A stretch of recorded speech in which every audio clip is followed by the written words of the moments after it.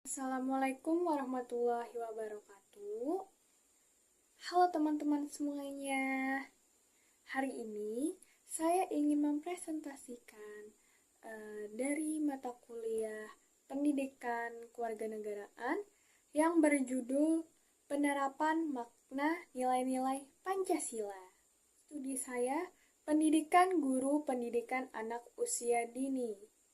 NIM saya 24 10 126 12 00 20. Saya dari Universitas Lambung Mangkurat. Pancasila terdiri dari beberapa, apa aja sih Pancasila itu? Artinya apa sih Pancasila?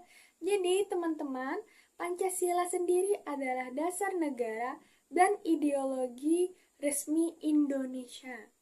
Secara harfiahnya, Pancasila berarti 5 dasar dari bahasa Sanskerta, yang artinya panca adalah 5 dan sila adalah prinsip atau dasar. Pancasila terdiri dari 5 sila yang menjadi pedoman dalam kehidupan berbangsa dan bernegara bagi seluruh rakyat Indonesia. Pancasila sendiri ada 5. Yang pertama itu adalah ketuhanan yang Maha Esa. Yang kedua adalah kemanusiaan yang adil dan beradab. Yang ketiga adalah persatuan Indonesia. Yang keempat adalah kerakyatan yang dipimpin oleh hikmat kebijaksanaan dalam permusyawaratan perwakilan. Yang kelima, keadilan sosial bagi seluruh rakyat Indonesia. Ada juga nih, ada 5 juga loh simbolnya. Yang pertama ada bintang, yang kedua ada rantai, terus yang ketiga ada pohon beringin, keempat ada kepala banteng, dan yang kelima adalah padi dan kapas. Itu saja dari saya dulu penerapannya. Assalamualaikum warahmatullahi wabarakatuh. Hai teman-teman, bagaimana kabar kalian hari ini? Baik, semoga kita sehat selalu ya, dan dalam lindungan Allah SWT. Hari ini kita mau belajar tentang hari lahir Pancasila. Tahukah teman-teman, tanggal 1 Juni adalah hari yang spesial loh. Karena di hari itu lahirlah Pancasila. Pancasila itu apa ya? Yuk kita cari tahu bersama-sama. Pancasila adalah dasar negara kita, Indonesia tercinta. Pancasila punya 5 sila yang penting banget. Ayo kita sebutkan satu-satu ya. Sila pertama, ketuhanan yang Maha Esa. Berarti kita percaya kepada Tuhan dan beribadah dengan baik. Sila kedua, kemanusiaan yang adil dan beradab. Kita harus baik hati dan membantu sesama ya. Sila ketiga, persatuan Indonesia. Kita harus rukun dan cinta tanah air. Sila keempat, kerakyatan yang dipimpin oleh hikmat kebijaksanaan dalam permusyawaratan perwakilan. Wah, panjang ya. Tapi artinya kita suka berdiskusi dan mengambil keputusan bersama. Sila kelima, keadilan sosial bagi seluruh rakyat Indonesia. Artinya, semua orang harus diperlakukan dengan adil. Yeay, hebat teman-teman. Sekarang kita sudah tahu apa itu Pancasila. Mempunyai 5 sila. Ayo teman-teman, kita belajar lambang Pancasila lewat tepuk tangan dan gerakan ya. Siap? Tepuk Pancasila. Sila pertama, bintang emas. Sila kedua, rantai emas. Sila ketiga, pohon beringin. Sila keempat, kepala benteng. Sila kelima, padi dan kapas. Tepuk Pancasila. Sila pertama, bintang emas. Sila kedua, rantai emas. Sila ketiga, pohon beringin. Sila keempat, kepala benteng. Sila kelima, padi dan kapas. Yeay. Terima kasih teman-teman sudah mengikuti bersama-sama. Pancasila membuat kita hidup rukun, damai, dan saling menyayangi. Yuk, kita jaga semangat Pancasila setiap hari. Sampai jumpa di video selanjutnya ya. Dadah. Nah, tadi sudah selesai kan menonton video YouTube yang saya tampilkan gitu. Sekarang ada penerapan makna nilai-nilai Pancasila di teks. Nah, sila yang pertama nih, yaitu ketuhanan yang Maha Esa. Yang dimana kita itu diajarkan untuk percaya kepada Tuhan ya, apalagi anak-anak kan. Anak-anak diajarkan kepada percaya kepada Tuhan, terus mereka diajarkan berdoa setiap hari dan menghargai teman yang berbeda agama. Contohnya nih, yang pertama, membiasakan anak itu berdoa sebelum makan dan sesudah makan.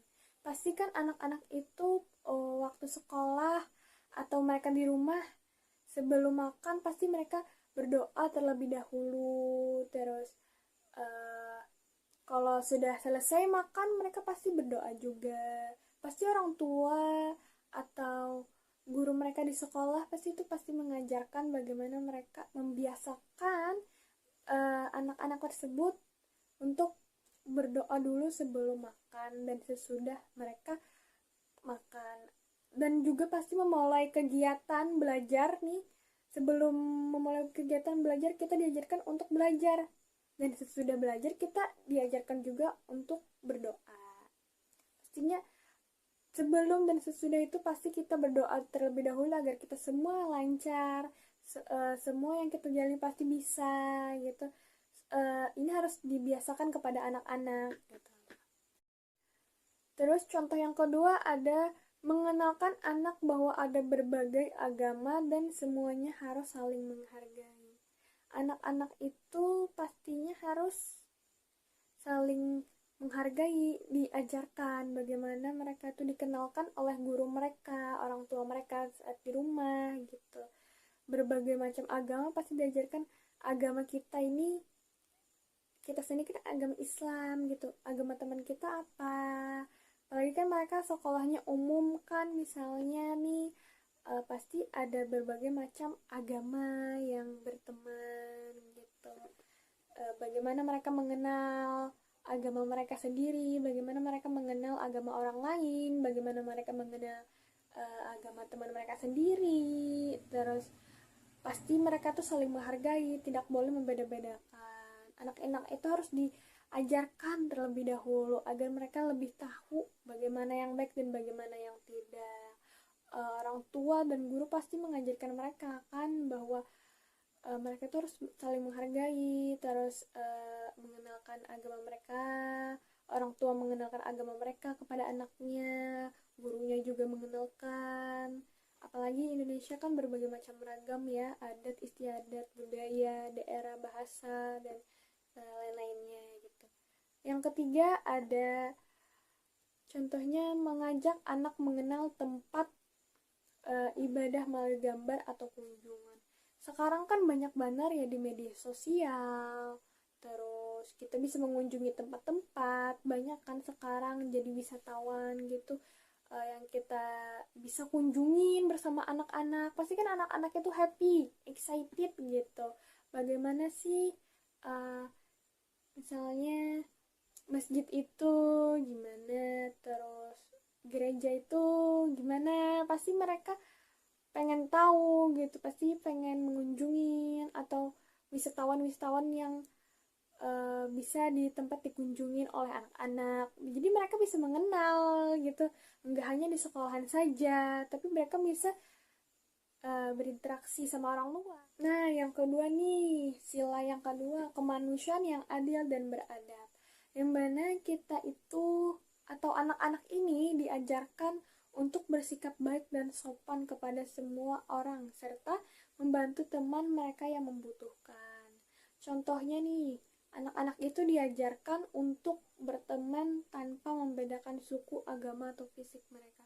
Pasti anak-anak itu kan mereka nggak tahu ya yang namanya suku mereka gimana, agama mereka gimana, apalagi fisik kan, misalnya beda-bedakan fisik, namanya anak anak kecil ya, pasti mereka nggak tahu bagaimana. Jadi orang tua itu pasti menerapkan, terus guru-guru mereka menerapkan bagaimana mereka itu untuk diajarkan tidak membeda-bedakan temannya. Kita tuh sama gitu loh, bahwa anak-anak kita semua ini sama anak-anak, dan kita nggak boleh membeda-bedakan. Jadi kita tuh harus saling berteman, harus saling saling menyayangi, terus saling berbagi cerita dengan teman-temannya. Oh gini loh, aku diajarin mamaku mungkin kan, atau anak-anaknya cerita sama gurunya, ya kan? Atau gimana nih keseharian anak-anak di sekolah, atau apakah mereka senang atau enggak. Kalau enggak pasti mereka cerita, mungkin ya ada anak yang terbuka dan ada anak itu yang tidak terbuka sama guru-gurunya. Tapi pasti guru itu pasti berusaha bagaimana mereka itu berbicara kepada anaknya, terus juga konsultasi mungkin kepada orang tuanya kan, bagaimana anak itu di sekolah, bagaimana anak itu di rumah, terus bagaimana mereka itu diajarkan, apakah mereka itu diajarkan belajar lebih baik lagi atau tidak, seperti itu. Yang kedua nih contohnya mengajak anak membantu teman yang kesulitan. Kan anak-anak itu pasti kesulitan ya, mereka dalam bermain, ataunya misalnya contohnya, atau mereka belajar, pasti teman-temannya mungkin ada yang mengajarkan gitu, ini kamu nggak bener, kata teman mereka. Jadi yang benar gimana nih teman, pasti anak-anak tuh juga bingung bagaimana yang diajarkan oleh gurunya. Bisa juga kan anak itu bertanya pada gurunya, lalu gurunya menjelaskan. Guru-guru itu kan pasti mengajak anak-anak membantu teman yang kesulitan. Gak mungkin dong mereka dibiarkan begitu saja. Pasti mereka tuh diajarkan bagaimana mereka itu membantu teman-teman yang kesulitan dalam berbagai macam apapun, dalam situasi apapun, mungkin seperti itu ya. Yang ketiga ada melatih anak untuk berbicara sopan dan tidak menyakiti teman. Itu gimana ya teman-teman, gini loh, jadinya sebagai orang tua atau guru ya, kita gak mungkin kita itu berbicara yang kasar, gak sopan gitu. Kayak dari orang tua sendiri kan pasti mengajarkan berbicara yang baik-baik, terus guru juga berbicara dengan baik, dengan teratur. Nah, Yang kedua ada sila persatuan Indonesia, yang dimana pasti anak-anak itu diajarkan untuk rukun, tidak bertengkar dan bekerja sama dengan teman walaupun kita itu berbeda, walaupun anak-anak itu berbeda gitu kan. Terus ini ada contohnya ya teman-teman. Contohnya yang pertama, mengajarkan lagu-lagu nasional dan daerah untuk menumbuhkan rasa cinta tanah air kita terhadap Indonesia gitu. Anak-anak ini di sekolahan pasti diajarkan oleh guru-guru mereka lagu-lagu nasionalnya Indonesia, Indonesia Raya gitu kan. Terus lagu daerah kita, misalnya saya dari Kalimantan Selatan, yaitu ampar-ampar pisang gitu. Dari berbagai daerah kita pasti diajarkan lagu-lagu daerah kita, bahasa-bahasa daerah kita, lagu nasional yang ada di Indonesia apa saja gitu kan. Pasti banyak kan guru-guru mengajarkan kepada anak-anaknya, kepada murid-muridnya di sekolah nanti bagaimana gitu. Yang kedua ada mengenalkan pakaian adat, makanan khas daerah, dan bahasa daerah secara sederhana. Orang tua ataupun guru nih yang di sekolahan ataupun di rumah pasti mereka mengenalkan pakaian adat mereka melalui mungkin kunjungan seperti museum ya. Di museum itu pasti kan ada tuh berbagai suku adat gitu kan. Bagaimana cara mereka berpakaian, terus makanan khas mereka pasti diajarkan apa saja gitu kan. Bahasa daerah mereka itu apa saja. Misalnya saya dari Banjarmasin kan pakaian adatnya apa aja yang dimiliki oleh Kalimantan Selatan gitu. Makanan khas daerahnya kan pasti banyak gitu, gak cuman satu aja, paling terkenal kan soto Banjar gitu. Terus bahasa daerah kita tuh gimana sih gitu, dijelaskan nanti kepada anak-anak. Bahasa daerah kita tuh beda loh anak-anak sama daerah yang lain gitu. Gak selalu mesti sama bahasa daerah kita sama mereka ya kan. Pasti kita harus mengajarkan bahasa-bahasa kita, bahasa-bahasa daerah kita, bahasa-bahasa daerah yang ada di Indonesia juga bagaimana. Jadi kita sebagai orang tua dan guru pasti mengenalkan mereka bisa melalui YouTube, bisa melalui berbagai sosial media yang lain, bisa dari Google gitu, bisa dari Instagram, bisa dari macam-macam hal lah yang kita ajarkan kepada anak-anak nanti gitu loh. Untuk anak-anak di TK pasti banyak banget kan bagaimana tuh mereka diterapkan di sekolah, bagaimana tuh mereka diterapkan pada saat mereka di rumah, keseharian mereka bagaimana aja gitu. Pasti mereka sama orang tua atau guru-guru mereka di sekolah mengikuti kunjungan mungkin untuk mengetahui, untuk mempelajari pelajaran kan. Pasti anak-anak suka tuh keliling-keliling, excited banget gitu kan. Misalnya tur-tur gitu kan, pasti anak-anak suka banget gitu. Pasti mereka bertanya-tanya kepada guru mereka, mereka yang nggak tahu jadi tahu gitu loh. Ah ibu, ini nih pakaian adat dari mana ya gitu, ini makanan khas dari daerah mana gitu. Kalau bahasa daerah mereka gimana, pasti guru mereka menjelaskan dong bagaimana yang mereka ambil, yang mereka kunjungin. Pasti mereka sudah tahu guru-gurunya yang bagaimana mereka menjelaskan nanti kepada murid-murid tersebut gitu. Ada lagi nih yang ketiga, yaitu melakukan kegiatan kegiatan hari kemerdekaan dengan lomba kecil-kecilan atau menghias kelas bertema merah putih. Pastikan kayak hari 17 Agustusan gitu atau hari Pancasila nih, pasti kita mengadakan lomba-lomba kan, kelas meeting atau lomba kecil-kecilan lah istilahnya gitu kan untuk anak-anak gitu. Kerakyatan yang dipimpin oleh hikmat kebijaksanaan dalam permusyawaratan perwakilan, yang dimana kita mengajarkan kepada anak-anak untuk bermusyawarah atau berdiskusi kan, terus mendengarkan teman kita berpendapat, lalu bagaimana mereka itu tidak memaksakan kehendak mereka sendiri. Namanya juga anak-anak gitu kan, pasti mereka bingung kan, belum diajarin. Terus gimana nih orang tua di sekolahan, orang tua di rumah atau guru mereka mengajarkan mereka gitu. Yang pertama kan itu contohnya ya, melatih anak menyampaikan pendapat secara sopan dan menghargai pendapat temannya.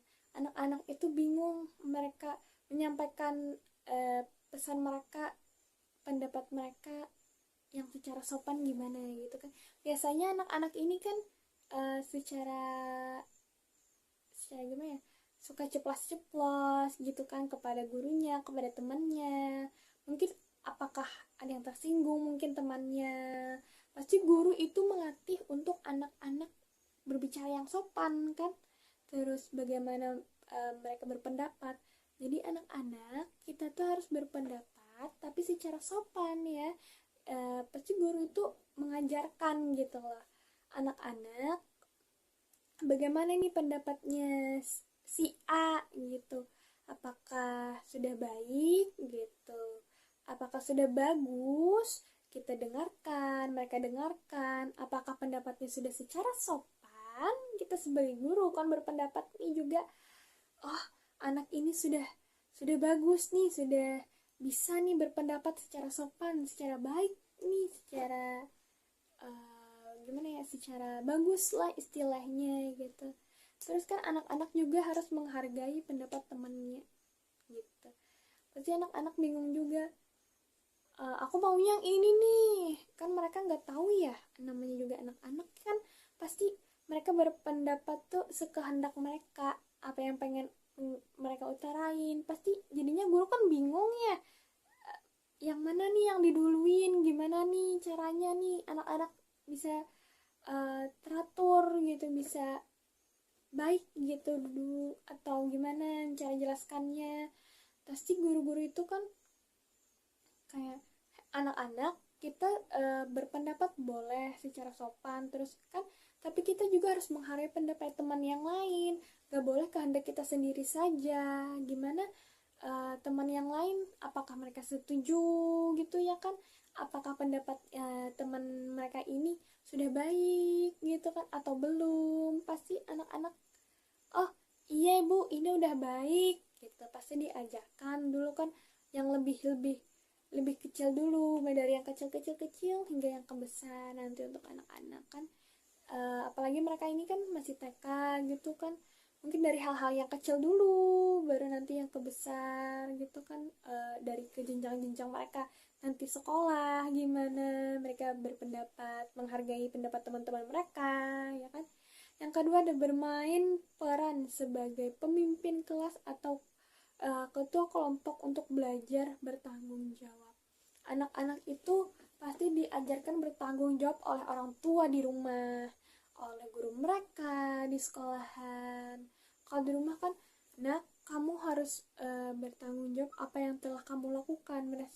Misalnya mereka ini lagi kalau di rumah bermain kan dengan bermain sendiri atau bermain dengan teman, itu pasti berserakan tuh tempat mainnya gitu, balok-baloknya, mungkin puzzle-puzzlenya segala macam. Anak-anak kan suka main kesana kemari, terus pasti orang tuanya apa yang telah kamu keluarkan, atau bagaimana mereka itu diajarkan gitu loh, bertanggung jawab apa yang mereka ambil. Pasti orang tua mengajarkan kepada mereka bertanggung jawab kan untuk membereskan kembali mainan tersebut gitu.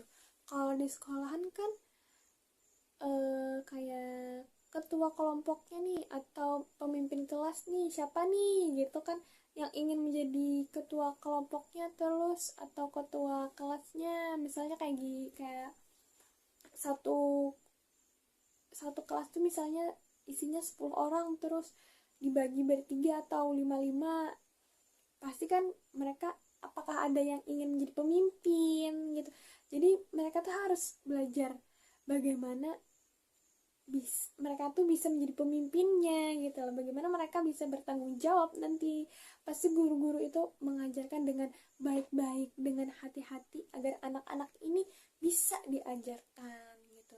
Yang ketiga ada mengatur antrian dan memberi giliran agar semua anak itu merasakan keadilan gitu. Pastikan kita tuh eh diajarkan mengantri gitu lah. Kita kan tahu ya, sebagai orang dewasa gitu, eh, orang yang mana terlebih didahulukan, yang mana mereka harus mengantri, yang dimana mereka telat gitu kan, harus mengantri, atau mereka yang membutuhkan terlebih dahulu, bisa itu. Nah, kalau anak-anak itu kan harus mengantri. Antrian tuh misalnya mereka berbaris, cara berbaris. Anak-anak, kita berbaris dulu ya, atau kita berbaris untuk kita makan gitu loh. Mengambil makanan misalnya, mengatur antrian gitu loh. Jadi anak-anak kita berbaris terlebih dahulu ya. Kita memberi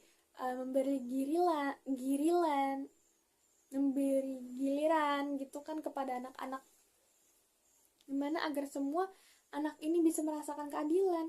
Jangan yang tiba-tiba dari belakang ke depan, itu kan nggak baik. Nah, yang terakhir nih dari Pancasila, yaitu keadilan sosial bagi seluruh rakyat Indonesia, yang dimana anak-anak kita harus diajarkan untuk berbagi, berbuat adil kepada sesama teman, dan tidak pilih kasih tuh teman-teman.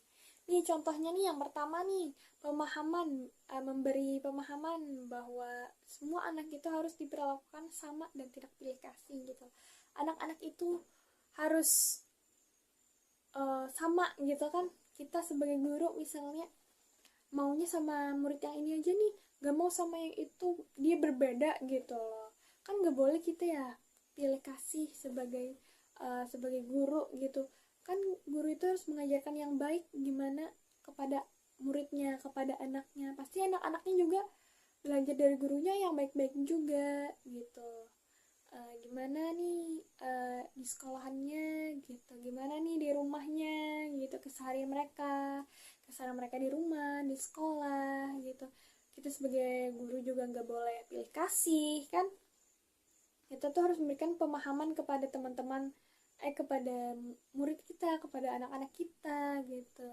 Kalau kita tuh jangan pilih kasih teman, pilih kasih sayang, jangan. Kita itu semua sama gitu, nggak ada manusia itu yang sempurna. Pasti semuanya itu sama, setara gitu lah ya. Yang kedua nih, membagi mainan atau makanan secara adil saat bermain bersama ya. Kita sesama teman kan pasti nih, misalnya mau makan kan ya, kamu mau nggak gitu, kita berbagi sama teman kita. Misalnya kita membawa bekal dari rumah, terus teman kita yang tidak membawa bekal, gimana ya gitu. Kita kan pasti bersimpati ya, sebagai dewasa. Pasti kan anak-anak juga diajarkan mereka di sekolah gitu. Nah, kalau misalnya teman-teman kita ada yang nggak membawa bekal, itu kita berikan ya gitu loh. Yang kita punya kita bagikan ya sedikit untuk mereka, jadi mereka bisa merasakan yang apa kita rasakan juga, bagaimana rasanya enaknya gitu. Pasti mereka secara adil gitu, kita bagi ya satu porsi gitu, kayak setengah-setengah gitu kan, kita bagi-bagi satu-satu, kita kasihin ke mereka gitu. Apalagi nih anak-anak nih kan saat bermain kan pasti, aku mau yang ini nih, aku mau yang itu ya. Pasti mereka berebut kan. Pasti sebagai guru juga bingung, atau orang tua di rumah bingung gitu, gimana ya anak ini gitu loh, supaya secara dapat adil gitu, nggak berebut lagi mainnya. Jadi kita menjelaskan nih kepada anak-anak, kalau bermain itu gak boleh berebut. Kita tuh harus mainnya sama-sama, walaupun permainan yang kita inginkan itu sama gitu loh. Jadi asalnya kita yang bertengkar pasti bisa jadi akur lagi gitu kan. Akur karena kita diajarkan oleh guru, oleh orang tua kita. Kalau bermain itu atau membagikan makan itu kan bisa secara adil gitu. Gak usah yang harus gak bersimpati gitu. Anak-anak itu pasti diajarkan oleh orang tuanya, oleh gurunya di sekolah bagaimana. Yang terakhir ada menjelaskan bahwa setiap anak itu punya hak bermain, belajar, dan mendapatkan kasih sayang. Orang tua, guru di sekolah pasti mereka sebagai anak murid itu kan mendapatkan kasih sayang yang luar biasa kok dari mereka gitu. Nah, bagaimana mereka telah mengasuh kita, mengajarkan kita gitu kan. Itu mereka mempunyai hak-hak mereka, apa yang hak mereka inginkan, apa kewajiban mereka ingin. Bisa kita simpulkan bahwa penerapan pendidikan kewarganegaraan di TK melalui nilai-nilai Pancasila bertujuan membentuk anak itu menjadi pribadi yang beriman, berakhlak mulia, cinta sesama temannya, masih cinta sesama orang tua, gimana, cinta tanah air juga, demokratis dan adil. Semua ini disampaikan melalui kegiatan yang menyenangkan gitu loh. Atau pembiasaan sehari-hari mereka yang ada di sekolah, yang ada di rumah, cerita atau dongeng, dan keteladanan dari guru. Mohon maaf apabila ada kesalahan kata atau kurang informasi atau penjelasan yang tidak jelas. Saya sebesar-besarnya memohon maaf. Apabila kekurangan juga saya ucapkan terima kasih. Assalamualaikum warahmatullahi wabarakatuh.